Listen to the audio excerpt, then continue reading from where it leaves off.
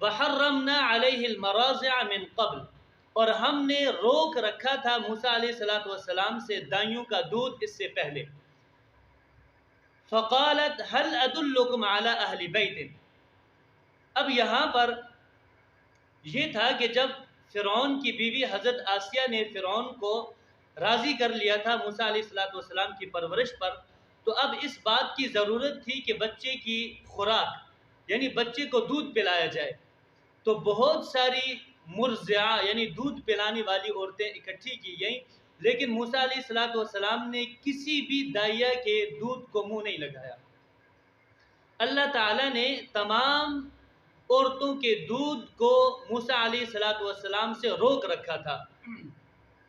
تو اب اس بات کی تشویش تھی ان لوگوں میں، پریشانی میں پڑے ہوئے تھے کہ موسیٰ علیہ السلام کس کے دودھ کو جو ہے یعنی وہ منہ لگائیں گے۔ تو اب وہ اس کشمکش میں تھے کہ موسیٰ علیہ السلام کی بہن کہنے لگی فقالت هل ادلکم علی اہل بیت، کہنے لگی کیا میں تمہیں بتاؤں ایک ایسے گھرانے کے متعلق یکفلونہ لکم، کہ جو اس بچے کو پالے گا تمہارے لیے، وہم لہ ناصحون، اور وہ لوگ اس کے خیر خواہ ہوں گے۔ یعنی مطلب یہ ہے کہ اب موسیٰ علیہ السلام کی پرورش کے لیے میں آپ کو ایک ایسے گھرانے کی خبر دیتی ہوں کہ جو گھرانہ انتہائی زیادہ شریف ہے، انتہائی زیادہ جو ہے یعنی شرف و عظمت والا گھرانہ ہے، کہ جو اس بچے کی پرورش بھی اچھی طریقے سے کرے گا اور اس کی دیکھ بھال بھی اچھی طریقے سے کرے گا۔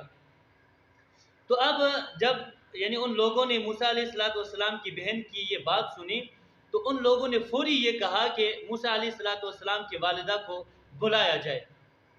تو موسیٰ علیہ السلام کی والدہ کو جب بلایا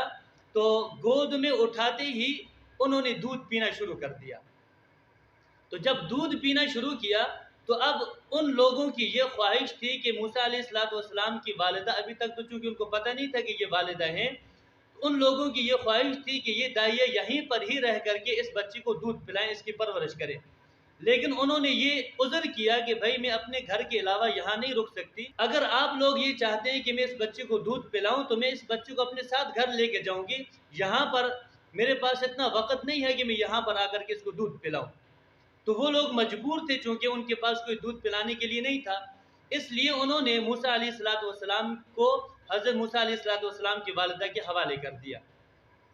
اب یہاں پر اللہ کا وہ پہلا وعدہ پورا ہوا۔ اللہ نے جو فرمایا تھا کہ اِنَّا رَادُّوهُ إِلَيْكِ، کہ ہم اس کو آپ کی طرف لوٹا دیں گے، یہ پہلا وعدہ پورا ہوا۔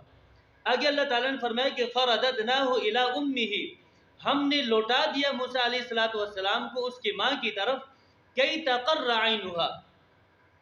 تاکہ اس کی آنکھیں ٹھنڈی ہوں، وَلَا تَحْزَنْ، اور وہ غمگین نہ ہو، وَلِتَعْلَمْ أَنَّ وَعْدَ اللَّهِ حَقٌّ، اور وہ یہ جان لے کہ بے شک اللہ کا وعدہ سچا ہے۔ یعنی ایک تو اللہ کا وعدہ سچا ہوتے ہوئے اپنی آنکھوں سے دیکھ لیا۔ اللہ نے دو وعدے فرمائے تھے حضرت موسیٰ علیہ السلام کی والدہ سے، ایک یہ کہ اِنَّا رَادُّوهُ إِلَيْكِ، کہ ہم موسیٰ علیہ السلام کو واپس آپ تک پہنچائیں گے، اور دوسرا وعدہ یہ کیا تھا کہ وَجَاعِلُوهُ مِنَ الْمُرْسَلِينَ، ایک وعدہ تو انہوں نے اپنی آنکھوں سے دیکھ لیا کہ موسیٰ علیہ السلام کو اللہ نے واپس لوٹا دیا،